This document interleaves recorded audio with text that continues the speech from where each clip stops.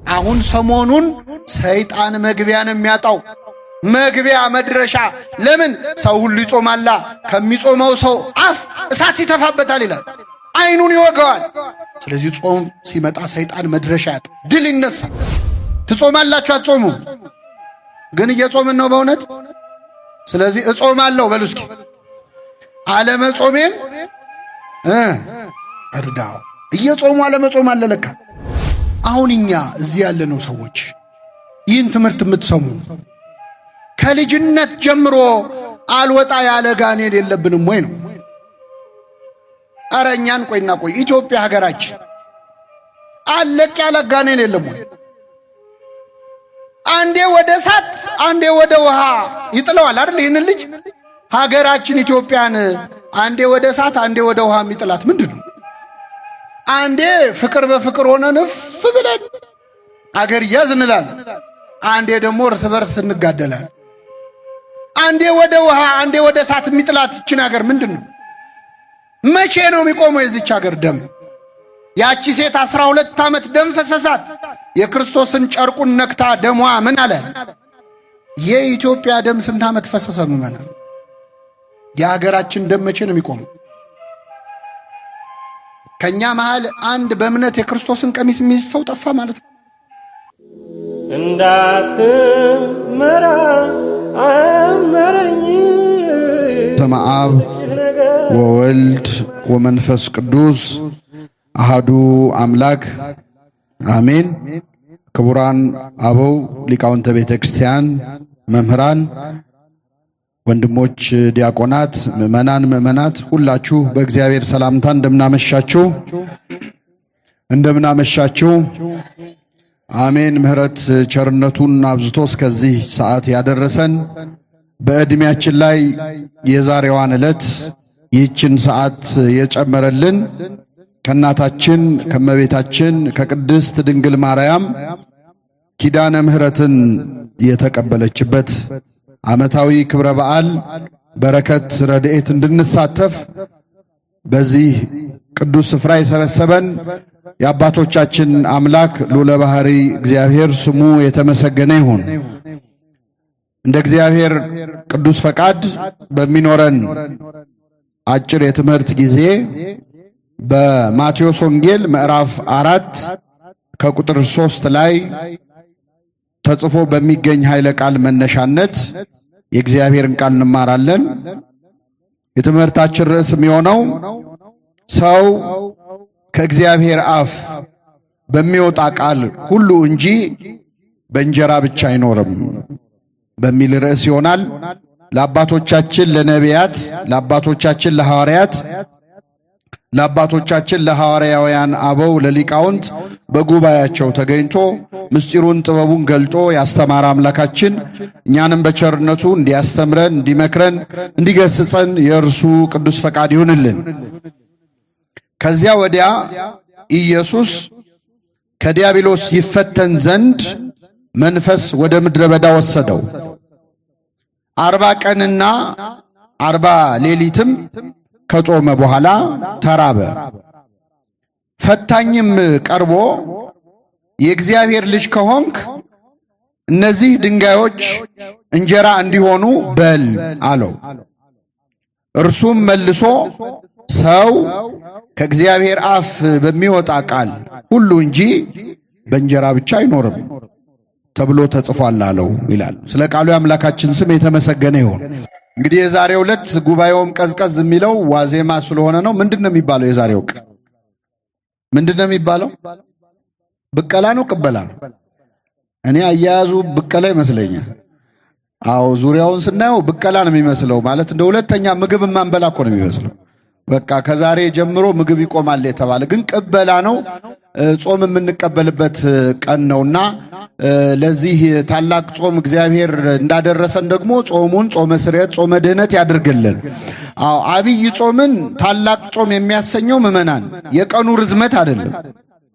በቀን ርዝመት ቢሆን ኖሮ ከአብይ ጾም በላይ በቀና ብዛት ሌላ ጾም አለ። ጾመ ድህነት ተብሎ የሚጠራው በሳምንት አርብና ረቡዕ ምን ጾመው ጾም አለ አይደል? አዎ ሲደመር ወደ 88 ቀን ይደርሳል። ስለዚህ በቁጥር ብዛት አይደለም። ይህንን ጾም ታላቅ ጾም ያደረገው ማን ስለ ጾመው ነው? ራሱ አምላካችን መድኃኒታችን ኢየሱስ ክርስቶስ የጾመው ጾም። አሁን በጠቀስኩላችሁ በማቴዎስ ወንጌል ምዕራፍ 4 ከቁጥር 1 ላይ ከዚያ ወዲያ ኢየሱስ ከዲያብሎስ ይፈተን ዘንድ ወደ ምድረ በዳ ወሰደው መንፈስ ይልና 40 ቀንና 40 ሌሊት ጾመ ይላል። አምላካችን መድኃኒታችን ኢየሱስ ክርስቶስ ጾሟል። ክርስቶስ በምድር ላይ ሳለ በመዋዕለ ሥጋዌው ሰው ሆኖ በምድር ሲመላለስ ያደረጋቸው ነገሮች ሁሉ ለአርአያ ያደረጋቸው ናቸው። ለምሳሌ ያደረጋቸው ናቸው። ክርስቶስ ከተወለደ ጊዜ አንስቶ እስከ 30 ዓመት እስኪሞላው ድረስ ያደረጋቸውን ነገሮች ስታዩ እኛን ለማስተማር እንጂ እሱን የሚጠቅመው ነገር ሆኖ አይደለም። አባቶቻችን ሕግ መጽሐፋዊና ሕግ ጠባያዊን እየጠበቀ አደገ ይላሉ። ሕግ ጠባያዊ ማለት የተፈጥሮ ሕግ ነው። ክርስቶስ የተፈጥሮን ሕግ ጠብቆ ነው ያደገው። ምን ማለት ነው? ክርስቶስ አምላክ እንደመሆኑ ሁሉን ማድረግ ይችላል። ነገር ግን ከድንግል ማርያም ከተወለደ በኋላ የተፈጥሮን ሕግ ጠብቆ ቀስ በቀስ ነው ያደገው። በጥቂት በጥቂት አደገ። ልብ አድርጉ። ክርስቶስ እንደተወለደ ዕለቱኑ አድጎ ዕለቱኑ ተሰቅሎ ዓለሙን ማዳን ይችላል አይችልም? የሚሳነው ነገር አለ? ግን ያደገው እንዴት ነው? ቀስ በቀስ ነው። በጥቂት በጥቂት አደገ። በ30 ዘመኑ በዮርዳኖስ ተጠመቀ ይላል ቅዳሴያችን። ክርስቶስ በጥቂት አደገ፣ ሕግ ጠባያዊውን ፈጸመ። ምንድን ነው የሚያስተምረን? በጥቂት ማደግን ነው የሚያስተምረን። አሁን ሁላችንም በጥቂት ማደግ እኮ አንፈልግ። የሰው ጸባይ አንዱ ዛሬውኑ የሆነ ቦታ መድረስ ነው። ብዙ ሰዎች በአንድ ቀን ባለ ሀብት ቢሆኑ፣ በአንድ ቀን ቢነግሱ፣ በአንድ ቀን ሰማይ ላይ ቢደርሱ አይጠሉም። በጥቂቱ ማደግ የሚባል ነገር ብዙ ሰው ላይ የለም። ለዚህ ነው ዓለማችን የምትበጠበጠው። በአቋራጭ የሆነ ነገር ላይ መድረስ ነው የምንፈልገው። እየቻለ ክርስቶስ ሁሉን ማድረግ እየቻለ በጥቂት በጥቂት ምን አለ? አደገ። ቀስ ብሎ ነው ያደገው። ምን ሲለን ነው? ቀስ ብላችሁ ደጉ ነው። በጥቂት በጥቂት ደጉ ነው። ማንም ሰው ተፈጥሯዊ በሆነ መንገድ ነው፣ ናቹራል በሆነ መንገድ ማደግ አይፈልግም። ይሄ እድገት ስላችሁ ስጋዊውን አይደለም። እሱ ወደድንም ጠላንም ቀስ ብለን ነው የምናድገው። ግን በሌላ ህይወታችን፣ በማህበራዊ ህይወታችን፣ በትምህርታችን፣ በስራችን፣ በንግዳችን፣ በህይወታችን ቀስ በቀስ ማደግን የመሰለ መልካም ነገር የለም። ሰው ቀስ በቀስ ማደግን ቢያምን ኖሮ ሰራተኛው ተግቶ ሰርቶ የሆነ ደረጃ ላይ ይደርሳል። ሰዎች በአቋራጭ መሄድ ነው የሚፈልጉት። ስለዚህ ሕግ ጠባያዊን ፈጸመ። ሁለተኛ ሕግ መጽሐፋዊን ፈጸመ። አሁን እሱ መጽሐፋዊ ሕግን ያወጣው እሱ ነው። የኦሪትን ሕግ የሰራው እሱ ነው። ሐጋጌ ሕግጋት እሱ ነው። ሕግን የፈጠረ እሱ ነው። ለራሱ ሕግ ግን ተገዢ ነበረ። ሕግ መጽሐፋዊንም ጠበቀ ይላሉ አባቶቻችን። ይሄ ደግሞ ለእኛ ምንድን ነው የሚያስተምረን? ማንኛውንም ሕግ ደግሞ እንድንጠብቅ ነው።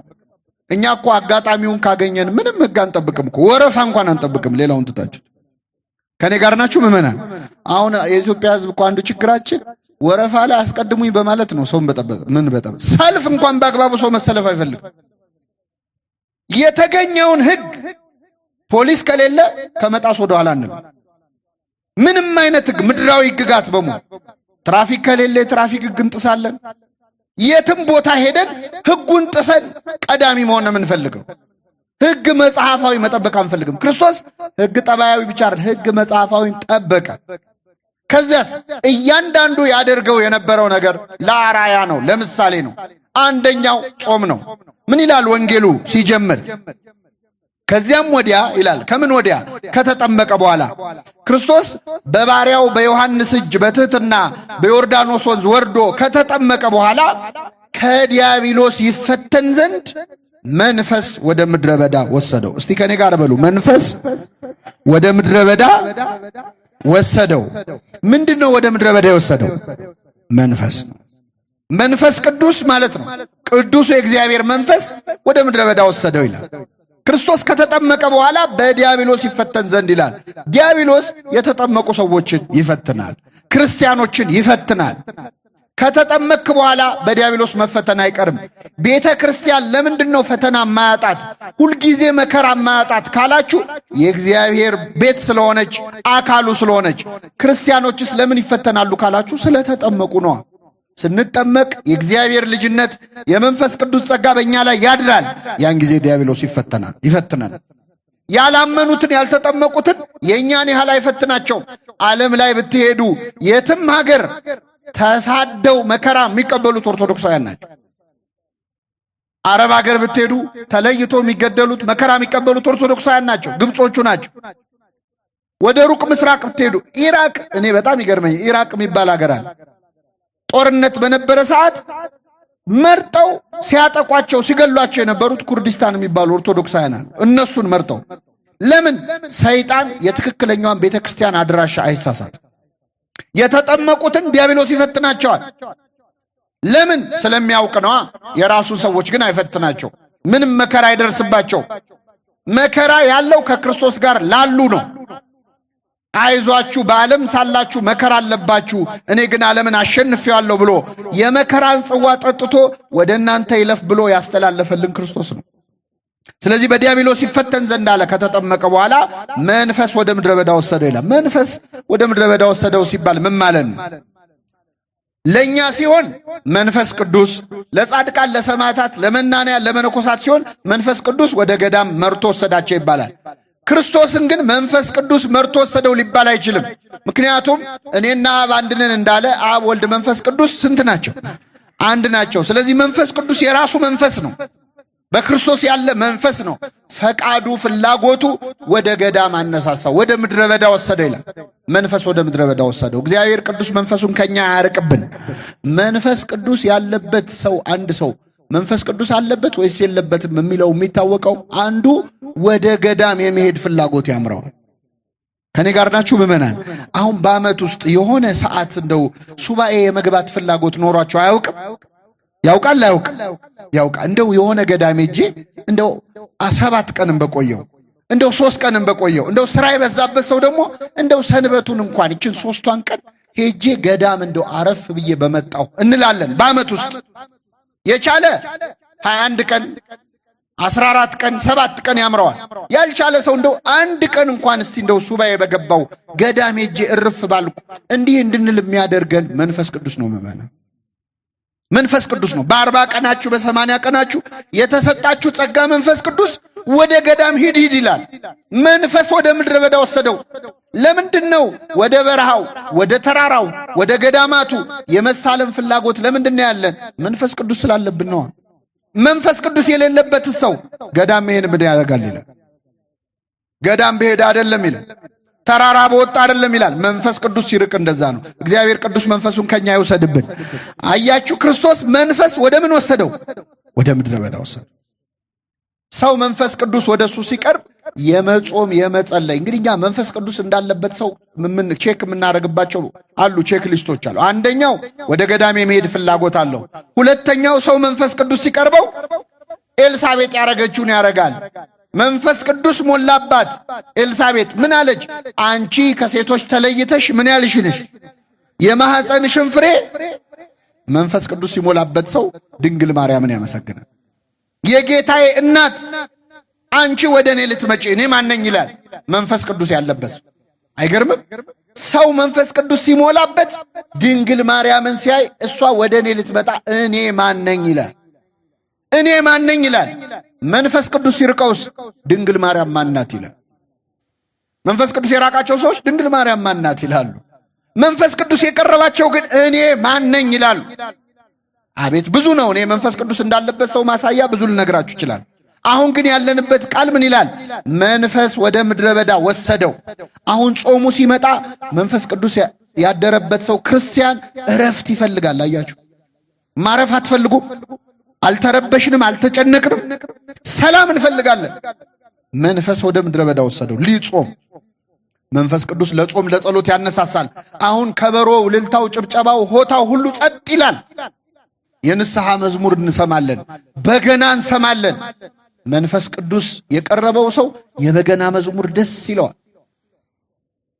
መንፈስ ቅዱስ የራቀውስ ምን ነው ቀዘቀዘ፣ ሞቅ አርጉት እንጂ ይላል። ግልጽ እኮ ነው።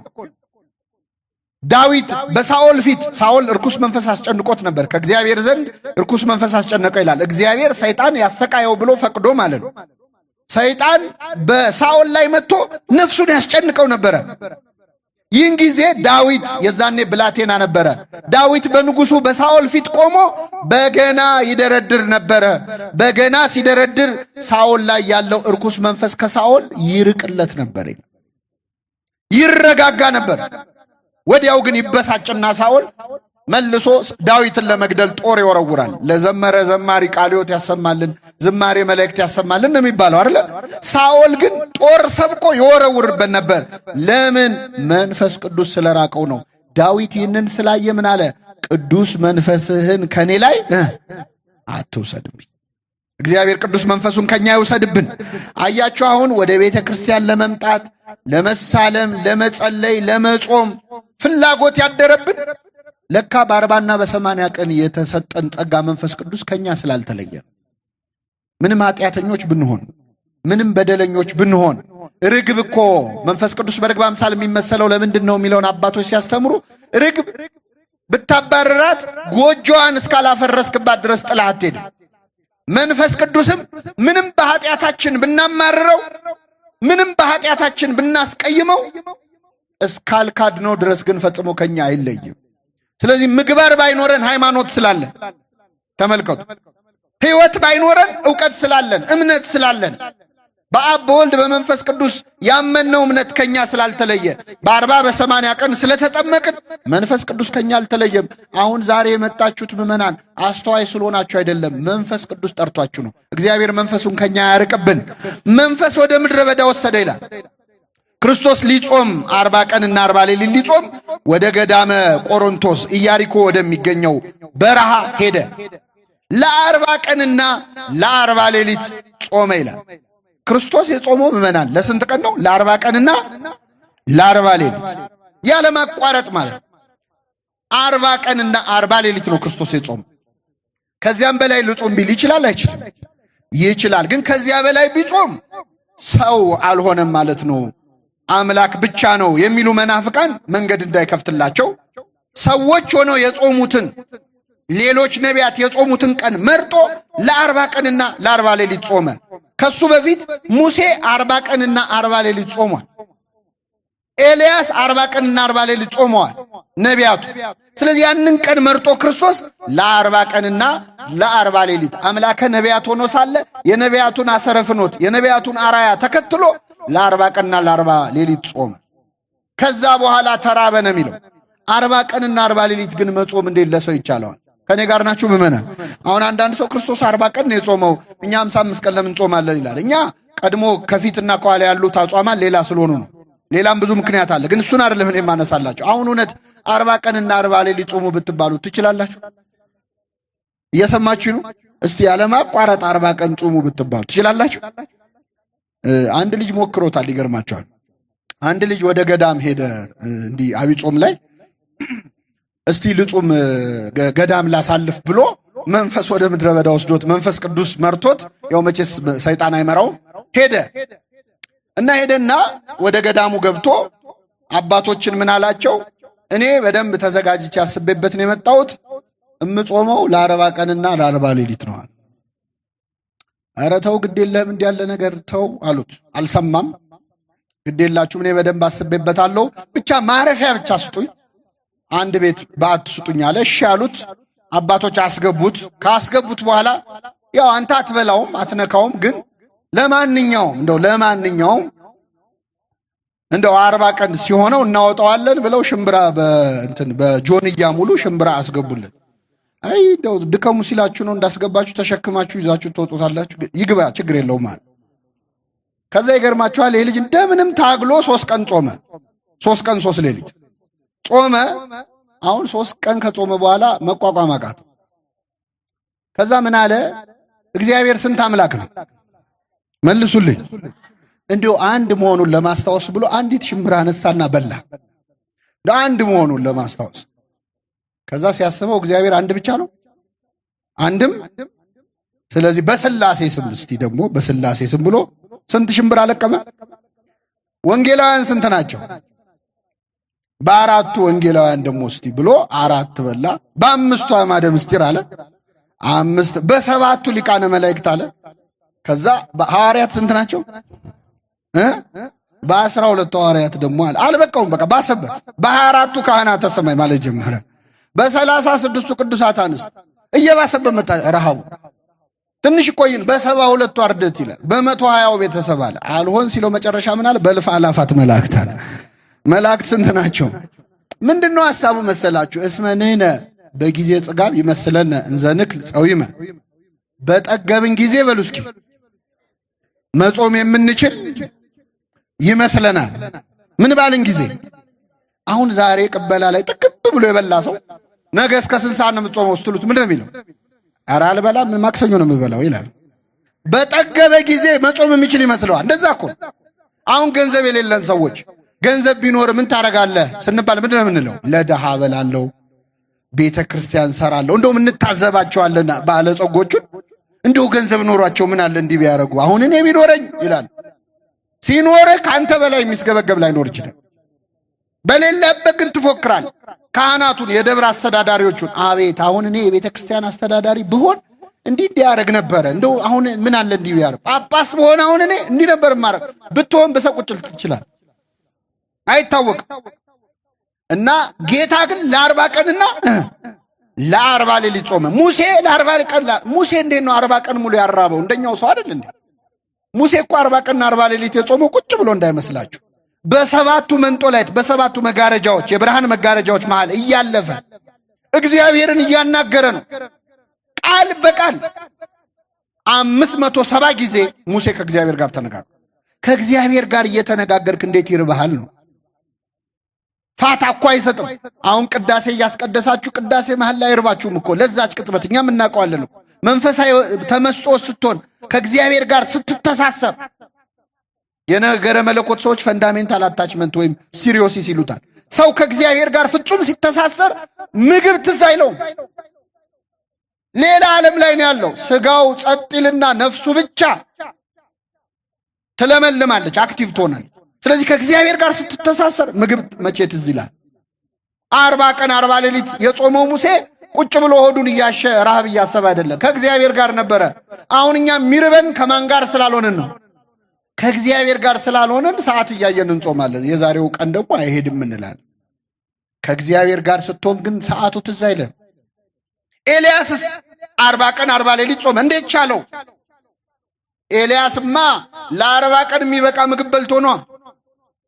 ኤልያስ ዛፍ ስር ቁጭ ብሎ አዝኖ እያለ የእግዚአብሔር መልአክ ሊቀ መላእክት ቅዱስ ፋኑኤል እመቤታችንን የመገበው ቅዱስ ፋኑኤል ተገለጠለት። የምትሄድበት መንገድ ሩቅ ነውና ተነስተ ብላ አለው። ቀና ብሎ ሲያይ ከፊቱ ምግብና መጠጥ ተቀምጧል። ተነሳና በላ። ትንሽ እንደበላ እንቅልፍ ወሰደው፣ ደከመው፣ መልሶ ተኛ። መልአኩ ቀሰቀሰው። የምትሄድበት መንገድ ሩቅ ነውና ተነስተ ብላ አለው። በላ። ሶስተኛ ተኛ፣ ቀሰቀሰው፣ በላ።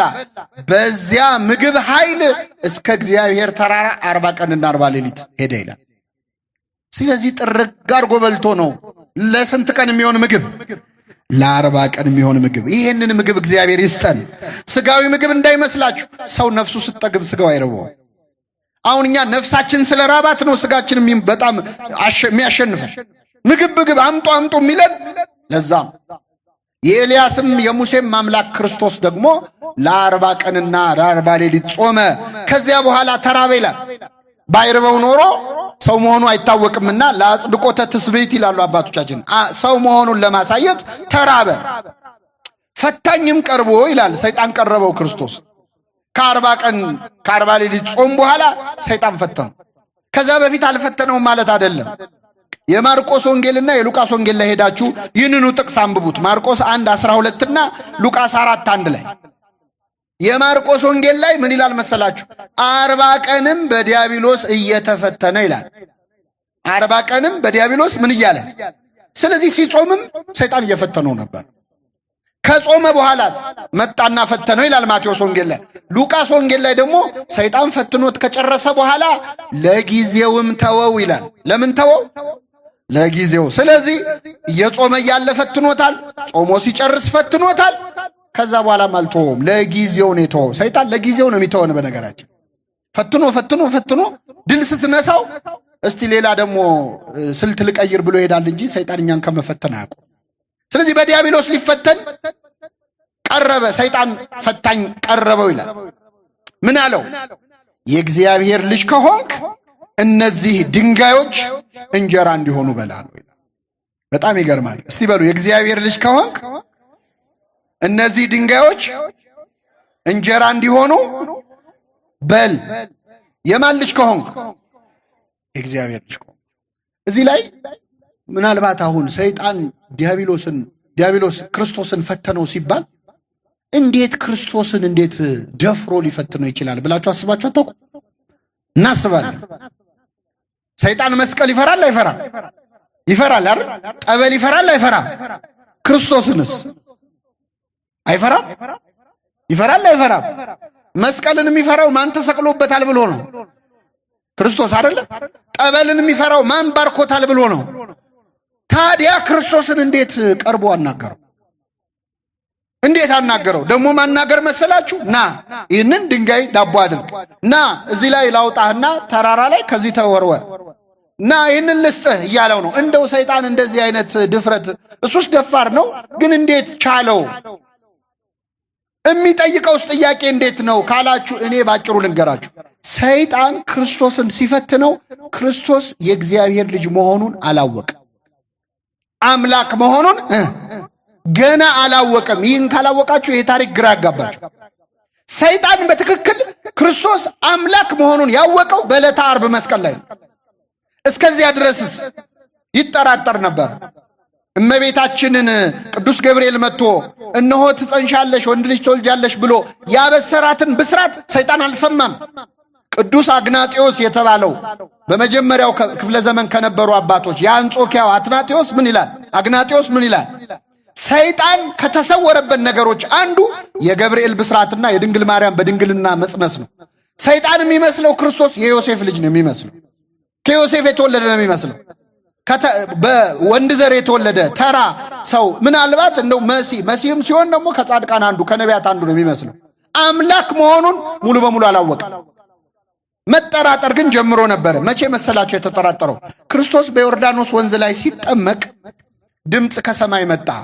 የምወደው ልጄ ይህ ነው፣ ልጄ የሚል ድምፅ ሰማ። የእግዚአብሔር ልጅ የሚል ቃል ሰማ። የእግዚአብሔር ልጅ የሚለው ቃል ሁለት ትርጉም አለው። አንደኛ እኛ ሁላችን የማን ልጆች ነን? እንደዚህ አይነት ትርጉም አለው። ስለዚህ የእግዚአብሔር ልጆች እንባላል። የእግዚአብሔር ልጅ ተብሎ ግን በነጠላው ከተነገረ ክርስቶስ ወልድ ነው። ወልደ እግዚአብሔር ማለት ምን ማለት መሰላችሁ? የእግዚአብሔር ልጅ ማለት እግዚአብሔር ማለት ነው። የሰው ልጅ ሰው ነው። የእንስሳም ልጅ የእግዚአብሔር ልጅ እግዚአብሔር የባህሪ ልጁ ማለት ነው። ስለዚህ ሁለት ትርጉም አለው እና የእግዚአብሔር ልጅ ወይም እግዚአብሔር አብ ሲናገር ሰማ። የምወደው ልጄ ይህ ነው ሲባል ሲሰማ እንዴ የእግዚአብሔር ልጅ ነው እንዴ ብሎ ተጠራጠረ። ግን ምን ለማለት ነው የእግዚአብሔር ልጅ የተባለው? እንደ ሁሉም እስራኤላዊ ወልደ ዘበኩር የበኩር ልጅ እንደተባሉ እስራኤላውያን ነው የእግዚአብሔር ልጅ የተባለው ክርስቶስ ወይስ የእግዚአብሔር የባህሪ ልጅ ነው? የማይደረግም። እስቲ ለማንኛውም አለና መጠራጠር ጀመረ። ክርስቶስ ሲጠመቅ 40 ቀን 40 ሌሊት ከጾመ በኋላ ሰይጣን ሊፈትነው መጣ። ሊፈትነው ሲመጣ የመጀመሪያዋ ጥያቄ ምንድነች? አሁን አስብያቸዋለሁ። የማን ልጅ ከሆንክ? አይሰማም። አያችሁ፣ ጨንቆታል ማለት ነው ሰይጣን። የእግዚአብሔር ልጅ ነው አይደለም የምትለዋ ነገር ከንክነዋለች። እንዳገኘው የመጀመሪያው ጥያቄ የማን ልጅ ከሆንክ ነው። ከሆንክ የሚለው ቃል ምን ያሳያል? ከሆንክ ማለት ምን ማለት ነው? መጠራት ነህ ወይስ አይደለህም? የእግዚአብሔር ልጅ ከሆንክ እነዚህን ድንጋዮች ዳቦ አድርጋል። ክርስቶስ ክብር ምስጋና ይድረሰው። የሚገርማችሁ የእግዚአብሔር ልጅ ነኝ አላለው፣ አይደለሁምም አላለው። ሌላ መልስ ተሰጠ። ሰይጣን ተረበሸ። 3 ዓመት ሙሉ ነው የተሰቃየው። በነገራችን የእግዚአብሔር ልጅ ሆይ የእስራኤል ቅዱሱ ልታጠፋን መጣህን ይላሉ አጋንንት ክርስቶስ ሲመጣ ሲያዩ። የእግዚአብሔር ልጅ ሆይ ማን እንደሆን ካውቀናል ይላሉ። አላወቁም እኮ ነህ አይደለም ነው። ተአምር ሲያደርግ ሲያዩት ይሄማ የእግዚአብሔር ልጅ ነው አምላክ መሆን አለበት ይላሉ። ሲርበው ሲጠማው እንቅልፍ ሲወስደው ሲያዩ አይሄማ ተራ ሰው ነው እንደው ጻድቅ ምናምን ነው እንጂ የእግዚአብሔር ልጅማ አይደለም ይላል። ሰይጣን 3 ዓመት ሙሉ ተምታታበት። ይችን ጥያቄ እንደጠየቀ 3 ዓመት ሞላው። ክርስቶስ ሲሰቀልም መስቀል ላይ መጥቶ ሰይጣን በአይሁድ አድሮ ይችን ጥያቄ ሲጠይቅ ነበር። የእግዚአብሔር ልጅ ከሆንክ ከመስቀሉ ውረድ። የማን ልጅ ከሆንክ? እንደው 3 ዓመት ሙሉ ሰይጣንን ግራ አጋባው አምላካችን። 3 ዓመት ሙሉ ከመስቀሉ ውረዳል። ይህን ጊዜ ክርስቶስ መስቀል ላይ ምን አረገ? አምላኬ አምላኬ ነጽረኒ ወለምን ታደገኒ፣ አምላኬ አምላኬ ተመልከተኝ ለምን ተውከኝ ብሎ ጮኸ ክርስቶስ። አምላኬ አምላኬ ብሎ ሲጮህ ሲያየው አይ እኔ 3 ዓመት ሙሉ የእግዚአብሔር ልጅ ነው አምላክ ነው ብዬ ስጨነቅ ለካ ሩቅ ብእሲ ነው ይኸው አምላኬ ብሎ እየተጣራ አይደል እንዴ ብሎ የሌሎች ሰዎችን ነፍስ መንጭቆ ሲኦል እንደሚጨምረው የክርስቶስን ነፍስ መንጭቆ ሲኦል ሊጨምር ወደ መስቀሉ ሲጠጋ ሰይጣን እዛው መስቀል ላይ ክርስቶስ በእሳት ዛንጅር በነፋስ አውታር ይላሉ አባቶቻችን በመለኮታዊ ኃይሉ እዛው መስቀል ላይ አስሮ ሰይጣንን አስጨንቆ በሲኦል ያሉ ነፍሳትን ነፃ ያወጣቸው አምላካችን እዛው መስቀል ላይ ተመልከቱ። ሰው አስቀድሞ ኃይለኛውን ሳያስር የኃይለኛውን ቤት ሊበዘብዝ ይችላልን ይላል የማቴዎስ ወንጌል ምዕራፍ 12 ላይ። ኃይለኛውን ዲያብሎስ መስቀል ላይ አስሮ በሲኦል ያሉ ነፍሳትን ነፃ አወጣቸው። የሚገርመው መዝሙር 21 ላይ ነው ክርስቶስ አምላኬ አምላኬ ለምን ተውከኝ ያለው መዝሙር አለ። ከዛ ወረድ ብላችሁ ስታነቡት እኔ ግን ትል ነኝ ሰውም አይደለሁም ይላል። እኔ ግን ምንድነኝ? ትል የተባለ የክርስቶስ ሥጋው። ትልን አሳ አጥማጆች ምን ያደርጉታል? አሳ ማጥመድ ሲፈልጉ በመጀመሪያ አምጥተው ወደ ባህሩ ያቀርቡታል። መረቡን ሳይሆን ትሉን አይቶ አሳው ሊበላ ሲመጣ በመረቡ ምን ይሉታል? ያጠምዱታል። እኔ ግን ትል ነኝ ሰውም አይደለሁም ያለው ክርስቶስ ለዚህ ነው። ትል የተባለ ትስብእቱ ነው፣ ሥጋው ነው። ማጥመጃ መቃጥን የተባለው ማጥመጃ መረብ መቃጥን የተባለው መስቀል ነው። መረብ የተባለው መለኮቱ ነው። ሰይጣን እንደ ሥጋዊ እንደ ሩቅ ብእሲ አይቶ ሊወስደው ሲመጣ በመለኮቱ አስጨንቆ ነፍሳትን ነፃ አውጥቷል። ስለዚህ ሰይጣን ክርስቶስን አላወቀውም። ቢያውቁት ኖሮ አጋንንት የክብርን ጌታ ባልሰቀሉት ነበር ይላል። ከዚህ ዓለም ገዢዎች ካጋንንት አንድም አላወቀውም። ቢያውቁት ኖሮ የክብርን ጌታ ምን ባላሉት። አሁን ወደ ጥቅሱ ልመልሳችሁ። ስለዚህ ክርስቶስን አላወቀውም። የእግዚአብሔር ልጅ ከሆንክ እነዚህን ድንጋዮች ምን አድርጋለው? ዳቦ። የማን ልጅ ከሆንክ? ይኸውላችሁ ሰይጣን አንዱ አስተሳሰቡ የእግዚአብሔር ልጅ የሆነ ሁሉ አይርበውም አይጠማውም የሚል አስተሳሰብ። የእግዚአብሔር ልጅ ከሆንክ ለምን ይርበሃል? የእግዚአብሔር ልጅ ከሆንክ ለምን ይጠማሃል? ለምን ትቸገራለህ? እኛንም እኮ እንዲህ ይለናል። አንቺ ክርስቲያን አይደለሽ? አንተ ክርስቲያን አይደለህ? ቤተ ክርስቲያን ሁሌ ትሳለም የለ ትጸልይ የለ ታስቀድስ የለ ትቆርብ የለ ለምን ይርባሃል? እስቲ የእግዚአብሔር ልጅ ከሆንክ ለምን ትቸገራለህ? ይሄ የሰይጣን አስተሳሰብ። እኛ ራበንም ጠማንም አጣንም አገኘንም የማን ልጆች ነን? የእግዚአብሔር ልጆች። ኪሳችን ውስጥ ባለው ገንዘብ አይደለም የእግዚአብሔርን አባትነት የምንለቀው። አንዳንድ ሰዎች ገንዘብ ሲያገኙ ባረከኝ ይላሉ። ገንዘብ የሌለው ሰው የተረገመ ነው እንዴ? ብናገኝም ብናጣም ብንበላም ብንራብም የማን ልጆች ነን? የእግዚአብሔር ልጆች። ተመልከቱ፣ ከጥቅማችን ጋር እናያይዘው። እንዲህ ካሰብክ እግዚአብሔርን አባትነቱን አላመንክም ማለት። ቢያጣም ቢያገኝም አባት ነው አይደለም? ነው አይደለም? ጥሩም ቢሆን መጥፎም ቢሆን አባት ነው በሥጋ በመንፈሳዊውም ምዕመናን። እንዲህ ከሆንክ ለምን ትቸገራለህ? ሰይጣን ይፈትናቸዋል። አሁን እንደዚህ ይመጣና ሰይጣን እንግዲህ ሁሌ እባብ እየሆነ አይመጣም። ይህን መጠበቅ አለባት። ስልት ይቀይራል። የተነቃ ነገር አይደግምም አይደለ? ሁሌ እባብ አይሆንም። ወደኛ ሲመጣ በጓደኞቻችን ይመጣል፣ በዘመዶቻችን ይመጣል። አሁን አንቺ እንደው በእውነት እግዚአብሔርን ሕግ እየጠበቅሽ እንዲህ ቤተክርስቲያን እየተመላለሽ እየጾምክ እየጸለይክ እያስቀደስክ እየቆረብክ አሁን እንዲህ መሆን ነበረብህ እንደው እግዚአብሔር እኮ እንደው ብሎ ከእግዚአብሔር ያጣላናል። ሰይጣን ነው ከነዚህ ሰዎች ጋር ሆኖ እየተናገረ ያለ። እኛ የሰለስቱ ደቂቅ እምነት ነው ያለን። የምናመልከው አምላክ ከሚነደው እሳት ሊያድነን ይችላል። ባያድነንም ግን ላቆምከው ምስል አንሰግድም። ባያድነንም ተመልከቱ፣ እኛን ስላላዳነን አዳኝ አይደለም እንዳትላል። እውነተኛ እምነት ማለት ኮንዲሽናል የሆነ ነገሮች ሲመቻቹልህ እግዚአብሔር አለ፣ ነገር ሲበላሽብህ በዙፋን የለም የምትል ከሆነ አንተ በእግዚአብሔር አታምንም። ስለዚህ ክርስቶስን መጥቶ የእግዚአብሔር ልጅ ከሆንክ ድንጋዩን ዳቦ አድርጋ አንድ በሉ። ሁለተኛ የእግዚአብሔር ልጅ ከሆንክ እነዚህን ድንጋዮች ዳቦ አድርግ። እስኪ በሉ እነዚህን ድንጋዮች ዳቦ አድርግ። እስቲ ለራበው ሰው አንድ ተለቅ ያለ ድንጋይ ዳቦ ቢሆን ይበቃዋል አይበቃው? ይበቃዋል አይበቃው? አንድ ትልቅ ድንጋይ አይበቃው? አይበቃችሁም እንዴ? ርቧችኋል መሰለኝ። ይበቃዋል አይበቃው? እንደው ግዴለ ይሄንን አትሮንስ የሚያህል ድንጋይ አይበቃው? ለራበው ይበቃዋል? ያው ይበቃዋል እንዴ። ይህን የሚያህል ዳቦ ከበላችሁማ በእውነት ጸበል ተጠበቁ አይደል? ይሄማ ሌላ መንፈስ አለ ማለት ነው ውስጣችሁ። እችን አትሮንስ የሚያህል ድንጋይ ዳቦ ቢሆን ይበቃል አይበቃል? ይበቃል። ሰይጣን ግን ይችን ድንጋይ ወይም ያንን ድንጋይ ዳቦ አድርጋል አይደለም ያለ፣ እነዚህን ድንጋዮች ዳቦ አድርግ ነው።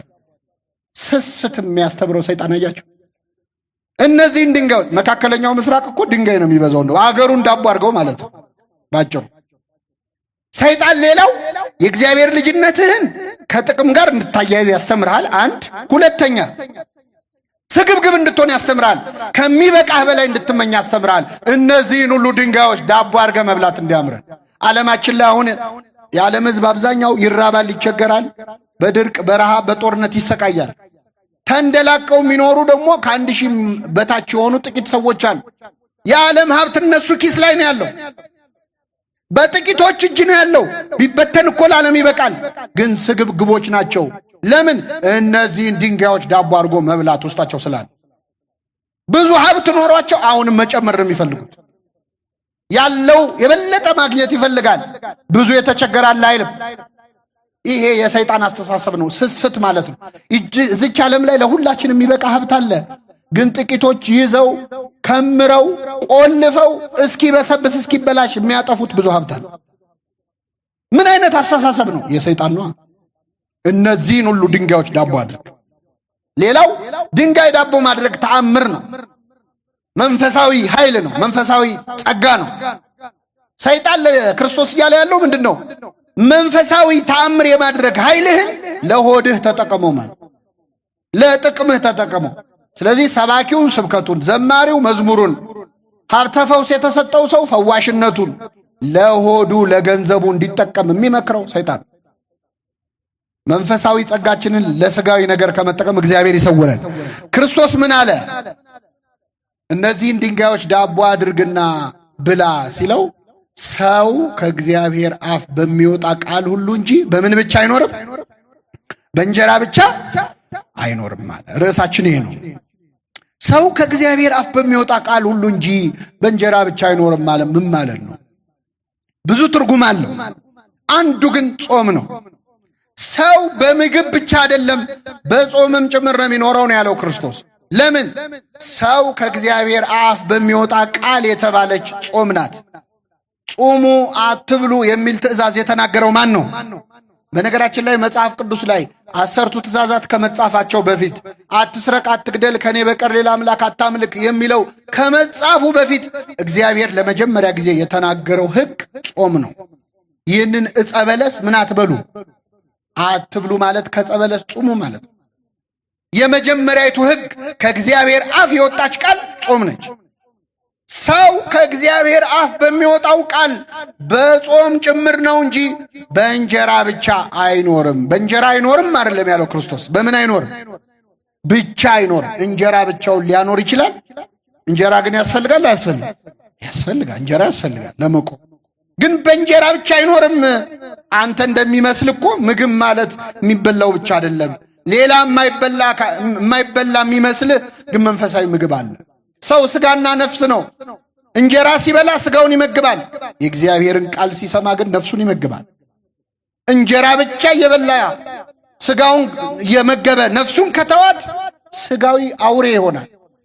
ምክንያቱም ሁላችን ሁለት ባህሪ ነው ያለን በውስጣችን፣ ባህሪ መልአካዊና ባህሪ እንስሳዊ። የእንስሳ ባህሪ ያለን ወይም ደግሞ ሰው በመሆናችን እንስሳ ሲባል እንዳይከፋቸው አደራ። 40ቱ እንስሳ ውስጥ አንዱ ሰው ነው። ስለዚህ ምንም ከእንስሳት ነው የምንመደበው። ሳይንሱም ምንድነው ሊቪንግ ቲንኪንግ አኒማል ይለናል። የሚያስብ እንስሳ ነው የምንባል። እንስሳዊ ባህሪ ያለን። እንስሳዊ ባህሪን ብቻ የምትመግብ ከሆነ እንስሳ ትሆናል። መልአካዊ ባህሪን ብቻ ከመገብክ መልአክ ትሆናለህ። ምድራዊ ሆነ ሰማያዊ ትሆናለህ። ሰው ነው ወይስ መልአክ ታስብላለህ። ሁለቱን አመጣጥነህ ከመገብክ ምድር ላይ መኖር ትችላለህ። ሰው ከእግዚአብሔር አፍ በሚወጣ ቃል ሁሉ እንጂ በምን ብቻ አይኖርም። ይህቺ ምግብ ጾም ነች ምዕመናን። ዛሬ የምንጀምረው ጾም ነው። ከእግዚአብሔር አፍ የወጣ ቃል ነው። ለምንድን ነው የምንጾመው? እንዴት ነው የምንጾመው? እኔ ይህችን ነገር ተናግሬ ወርዳለሁ። ለመጨረሻ ጊዜ በሉ ቃሉን። ሰው ከእግዚአብሔር አፍ በሚወጣ ቃል ሁሉ እንጂ በምን ብቻ አይኖርም? በእንጀራ ብቻ አይኖርም። ጾም በእንጀራ ብቻ እንደማይኖር ስንረዳ የምናደርገው ነገር ነው። ብዙ ሰው ጾም አይገባው፣ የጾም ጥቅም አይገባው። ምን ያህል ጾም እንደማንወድ የሚያሳየው አሁን የዛሬው ምሽት ነው። እርግጠኛ ነኝ ብዙዎቻችን ከዚህ ጉባኤ ከሄድን በኋላ እስከ ሌሊቱ 5:59 እንበላለን አይደል? ትበላላችሁ አትበሉ? እንዲህ የመጨረሻዋን አጥንት ራሱ ይዘን እየጋጠን የግድ ነው የምንላቀቀው ጾሙ ሳይገባ ብለን። ለምግብ ያለን ፍቅር ለጾም ቢኖረን እኮ እናርግ ነበር። እውነቴን እናርግ ነበር፣ እንሰወር ነበር፣ እንበቃ ነበር። ጾምን አልተረዳናትም ማለት ነው። ውስጣችን ጾምን አይፈልግም፣ ስጋችን ስላሸነፈን። አሁን ብዙ ሰው እንኳን አደረሳችሁ የሚባባለው ጾም ሲገባ ነው ሲወጣ ነው። እውነቱን እንነጋገር፣ ግድ የላችሁ። እንደው ፈገግ ብሎ እንኳን አደረሰሽ የሚለው መቼ ነው? ጾም ሲወጣ። ሲገባ የሚላለ የሚል የለም ማለት አይደለም፣ ግን ደስ ብሎት ብዙ ሰው በብሩህ ገጽ ፈገግ ብሎ እየተቃቀፈ እንኳን አደረሰ የሚለው ጾም ሲወጣ። አልገባንማ። ጾም የሥጋ ረሃብ ነው፣ የነፍስ ግን ጥጋብ ነው። በእንጀራ ብቻ አይኖርም እያለ ነው ክርስቶስ። በምግብ ብቻ አይኖርም። ክርስቶስ ራሱ እኮ ነው ያለው። ጾሙ አሳየን፣ ጹሙ አለን በተግባር። እንዲያውም ስትጾሙ እንዲያትኑ ብሎ አለፈው ጥያቄውን። ጾም ያስፈልጋል? ክርስቶስን እናምናለን እያሉ የማይጾሙ ሰዎች አሉ። እግዚአብሔር ልቡን አይስጣቸው። በጣም ይገርመኛል። አንዳንድ ሰዎች እንደውም ጌታ ጾሞልናል ስለዚህ እኛ አንጾምም ይላል። ጌታ ምን ብሎልናል? ጾሞልናል። አይ በጣም ጥሩ። ጌታ ጾሞልናል ብለው የማይጾሙ ከሆነ ጌታ እዚህ ምድር ላይ ያለ ምግብ በልቷል አልበላም? መልሱልኝ። በልቷል አልበላም? ስለዚህ ጌታ በልቶልናል አንበላም ለምን አይሉ? ጌታ እንቅልፍ ተኝቷል አልተኛም? ተኝቷል አይደል? እዚያ ጀልባ ውስጥ ተኝቶ አልነበረ? ተኝቷል። ስለዚህ ጌታ ተኝቶልናል ብለው ለምን አይተውት? ምግቧን ብቻ ነው እንደ መርጠው ጌታ በልቶልኛል ጾሞልኛል። ክርስቶስ ግን የጾመው ጾሙ ሲል ነው። የኛ ቤተ ክርስቲያን ክርስቶስን ስሙን እየጠራች በመጮህ ብቻ አይደል፣ በሁሉ ነገር ነው የምትከተለው። ስሙን ትጠራለች። ስሙን በመጥራት የሚያክላት የለም። የሚቆጥር ማሽን እዚህ ቢገጠም ከሌሊት ከተፈሲ ማርያም አንስቶ ቅዳሴ ተቀድሶ እስኪወጣ የክርስቶስ ስም ስንቴ እንደሚጠራ ቢቆጠር እኛን የሚበልጠን የለም። ትጠራዋለች ክርስቶስ ስሙን። ታቦቷ ላይ ጽፋ ትሰግድለታለች። ይሄ ብቻ ግን አልበቃትም። በእግርም በግብርም ነው የምትከተለው ክርስቶስን። ክርስቶስ ጾሟል፣ ትጾማለች። ጸልየዋል፣ ትጸልያለች። በረሃ ላይ ወጥቶ ብቻውን ሲጸልይ ነበረ። በረሃ ላይ ያሉ መናኞች አሏት ቤተ ክርስቲያን። ቤት ንብረት አልነበረውም፣ መነኮሳት አሏት ክርስቶስን የሚመስሉ። ክርስቶስ እኮ ሁሉ አራያ ነው። ለባለ ትዳሮቹ ቤተ ክርስቲያንን እንደ ሙሽሪት እሱ እንደ ሙሽራ ሆኖ አሳይቷቸዋል። ስለዚህ ልጆቿን ትድራለች እንደ ክርስቶስና እንደ ቤተ ክርስቲያን አድርጋ። ለመናኞች ደግሞ መናኝ ነበር። ዘበነቢያት ነቢይ፣ በነቢያት ዘንድ ነቢይ፣ በሐዋርያት ዘንድ ሐዋርያ፣ በሰማዕታት ዘንድ አክሊል፣ መምህር፣ የማህበር አለቃ እሱ ነው ኢየሱስ ክርስቶስ ይላል አባ ጊዮርጊስ። ለሁላችን አስተማሪ ነው። ተከትለነው እንማራለን። ጾመ ብለን እንጾማለን።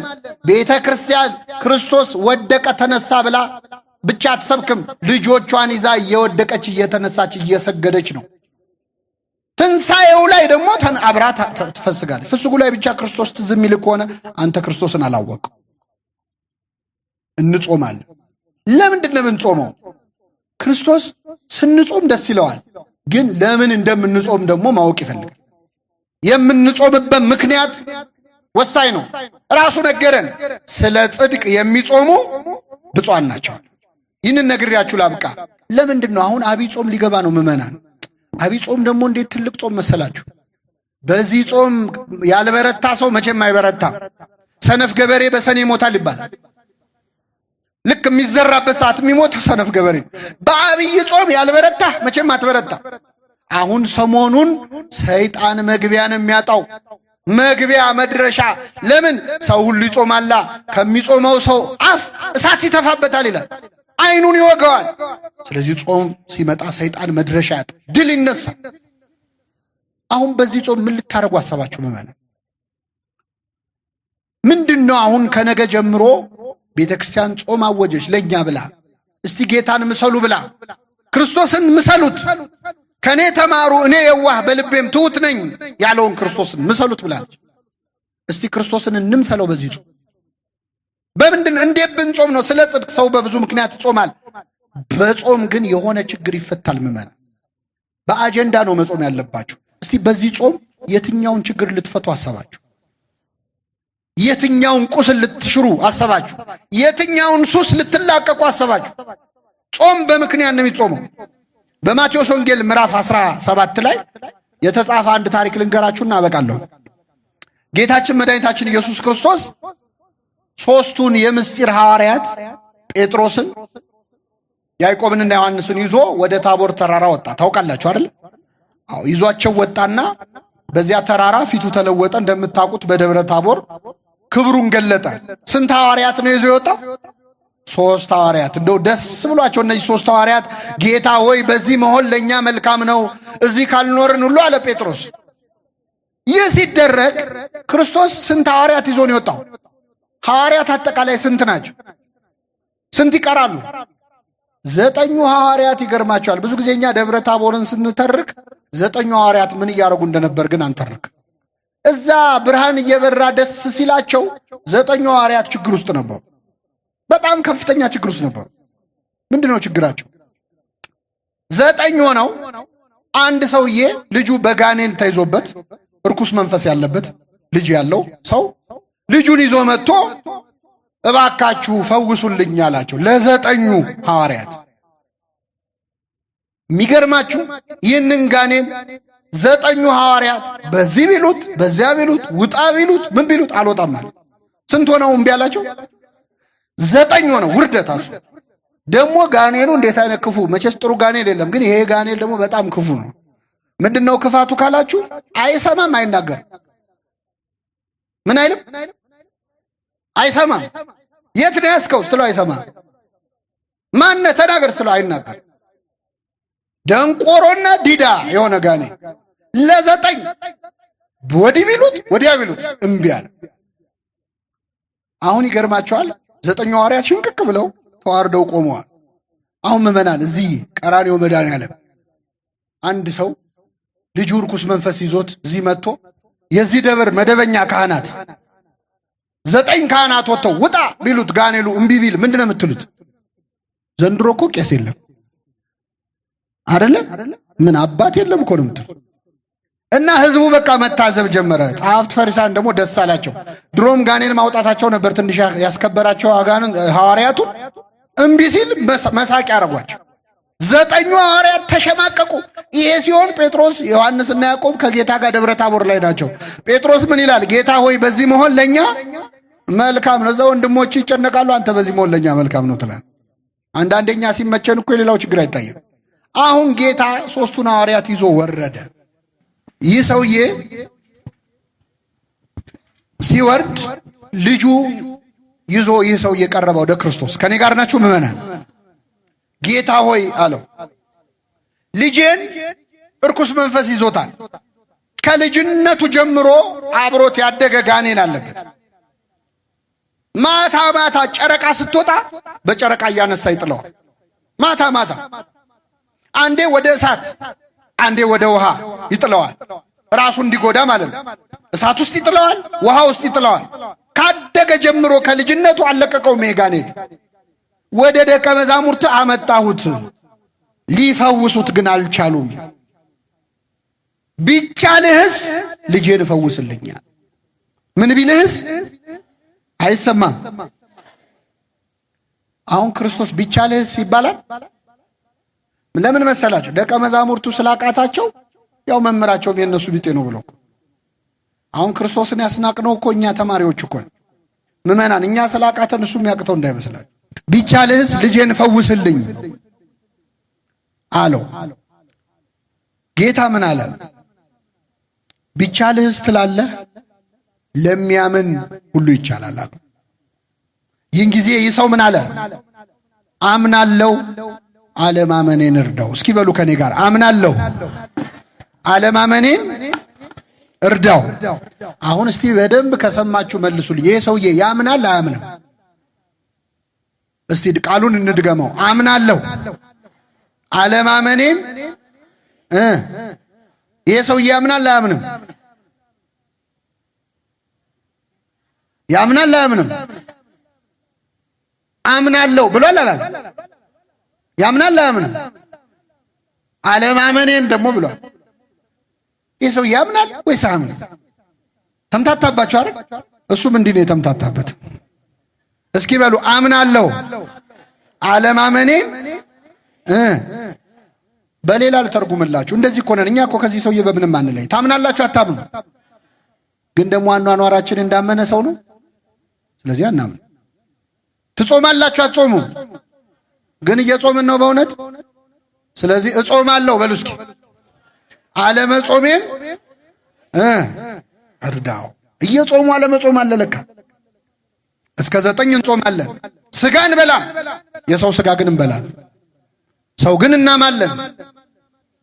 ሐሜት አያርግብኝ እንጂ ብለን እናማለን። እኔ ለማማት ብዬ አይደለም ብለን እናማለን። እጾማለሁ አለመጾሜን እጸልያለሁ። ትጸልያላችሁ አትጸልዩም? ግን አሁን እውነተኛ እንጸልያለን። ስለዚህ ጸልያለሁ አለመጸለየን እርዳው። ምን አሁን ለጸሎት ቆመን ስንት ነገር አይደል የምናስበው? አባታችሁ ነው ብላችሁ እስክጨርሱ ስንት ቦታ ነው ደርሳችሁ የምትመጡት? እኔ አንዳንዴ እንደውም አባታችሁ ነው ከመቼው አለቀ ብላችሁ አታውቁ? መሀል ላይ አቋርጬው ነው ወይስ እንዴት ነው ብላችሁ አታውቁ? የጸሎት መጽሐፍ ልንጸልይ እኮ መጽሐፍ ይዘን ስንት ገጽ ቀረው ብለን እንቆጥራለን እኮ አይደል? ይሄ ነገር እንደ እየጨመረ ነው እንደሚሄደው እያልም ማለት ነው። ስለዚህ እጸልያለሁ አለመጸለየን እርዳው በሉ እስኪ።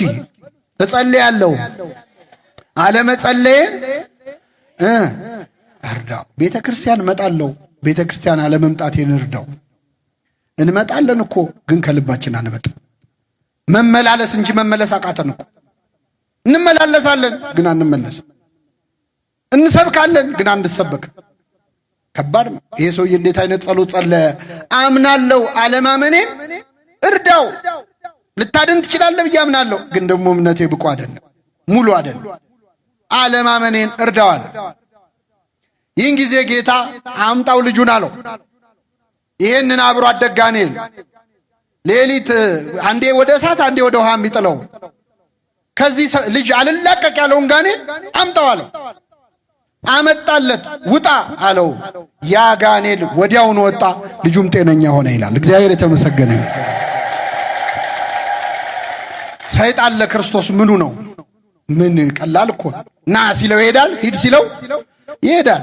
ውጣ አለው፣ ወጣ። አሁን ለምንድነው ይህ ጋኔል ያልወጣው የሚለው? ህዝቡ ልክ ጋኔሉ ሲወጣ ያው መቼስ እስኪወጣ ነበር ሲጠብቁ የነበሩት፣ ወደ ቤታቸው ሄዱ። 9 ሐዋርያት ግን ወደ ክርስቶስ ቀረቡ ይላል። እነዛ ለ9 ብለው እምቢ ያላቸው አሉ አይደል? መጡ ወደ ጌታ። ጌታ ሆይ እኛ ልናወጣው ያልቻልነው ለምንድን ነው አሉት። በእውነት እንዴት አይነት ልመና ነው! እኛ ልናወጣው ያልቻልነው ለምንድን ነው ጌታ? የሚያገለግል ሰው፣ ካህን፣ የቤተ ክርስቲያን ሰው ወደ ክርስቶስ ቀርቦ መጠየቅ አለበት። እኛ ለምን አቃተን? ሰጥተህን ነበር፣ አጋንንትን አውጡ ብለህን ደስ ብሎን አጋንንትን አውጥተን ነበር። አሁን ለምን እምቢ አለን? ሰው ፊት ተዋረዱ ሐዋርያት። ለምን እንዲሆንን ጌታ ሆይ ልናወጣ ያልቻልነው ለምንድን ነው? የሚያገለግል ሰው ከክርስቶስ ጋር ለብቻው የሚነጋገርበት ሰዓት ያስፈልገዋል። ለምን አቃተኝ ጌታ ሆይ? ሰብኬ መመለስ፣ አጥምቄ መፈወስ ለምን አቃተኝ? ፍሬ ማፍራት ለምን አቃተኝ? ለብቻዬ መጠየቅ አለብኝ። ክርስቶስን ጠየቁት ሐዋርያት። ስለ እምነታችሁ ማነስ ነው አለ። ስለ ምናችሁ ማነስ? እዚህ ላይ በእውነት በጣም የሚገርም ነገር ልንገራችሁ። ህዝቡን ልክ ጋኔሉ እንዳልወጣ ሲያውቅ ክርስቶስ ዞረና ህዝቡ ምን አለ? የማታምን ትውልድ ሆይ እስከ መቼ ድረስ ከእናንተ ጋር እኖራለሁ? ምንም ማትል ትውልድ ብሎ ህዝቡን ገሰጸና ነው ጋኔኑን ያወጡ። አሁን ደግሞ ሐዋርያቱ ሲመጡ ለምን ልናወጣ አልቻልንም ሲሉት ስለ እምነታችሁ ማነስ ነው አለ። የዚህ ልጅ ጋኔል ያልወጣው በማን እምነት መጉደል ነው? በህዝቡ ነው ወይስ በሐዋርያቱ? በሁለቱም ነው። ሐዋርያቱም እምነት ስላነሳቸው ማውጣት አልቻሉ። ሁለተኛ ህዝቡም እምነት ስለጎደለው ነው። ጋኔን የማይወጣው በሶስት ምክንያት ነው አለ ክርስቶስ። አንደኛው ተጠማቂው ታማሚው ሰውዬ እምነት ሲጎለው፣ ሁለተኛው አጥማቂው እምነት ሲጎለው፣ ሶስተኛው እግዚአብሔር ይሁን ካለ ይቆይ ይፈተን ትንሽ ካለ። ግን በጣም የሚገርመው ክርስቶስ ሊያወጡት አልቻሉም ደቀ መዛሙርት ብሎ ሰውየው ሲነግረው አይረቡም እኮ እኔ እኮ ስልጣን ሰጥቻቸው ነበር ግን ያው አዋረዱኝ አላለም። ደቀ መዛሙርቱን አልተሳደበም፣ አልወቀሰም። ስለ እምነታቸው ማነስ እኮ ነው ያላወጡት፣ እምነት የላቸው አላለም። ክርስቶስ ካህኑን ህዝቡ ፊት አያዋርድ አገልጋዩን አያዋርድ። አሁን እኛ ምን ዛሬ ምን ካህን አለ ምን አባት አለ ሲባል ደስ ይለናል። ክርስቶስ ግን እንደዚህ አላለም። እምነት ስለሌላቸው ነው አላለም። ለብቻቸው እምነት ስለሌላቸው ነው አላቸው። የወቀሰው ማንን ነው? ህዝቡን ነው። ምን ካህን አለ ካልከኝ ምን ምእመን አለ ነው መልሱ። ምን አባት አለ ካልከኝ ምን ልጅ አለ ነው ክርስቶስ መልሱ። አባቶች የሉንም ካልክ እኔም ልጅ አይደለሁም ብለህ ራስን መጠየቅ አለ። ዛሬ አባት የለም እረኛ የለም ካልክ አንተ በግ ነህ ወይ? ክርስቶስ እንዲህ ነው አነጋገሩ። ስለዚህ ህዝቡን የማታምን ትውልድ ብሎ ለብቻ ገሰጸው፣ ደቀ መዛሙርቱን ለብቻቸው ገሰጻቸው። ከዛ ጋኔኑን አስወጣ። ያላወጣችሁት በእምነት ጉድለት ነው አለና መጨረሻ ላይ ምን አለ? ነገር ግን ይህ አይነቱ ጋኔን ያለ ጾምና ያለ ጸሎት አይወጣም። ይህ አይነቱ ጋኔን ያለ ጾምና ያለ ጸሎት አይወጣም።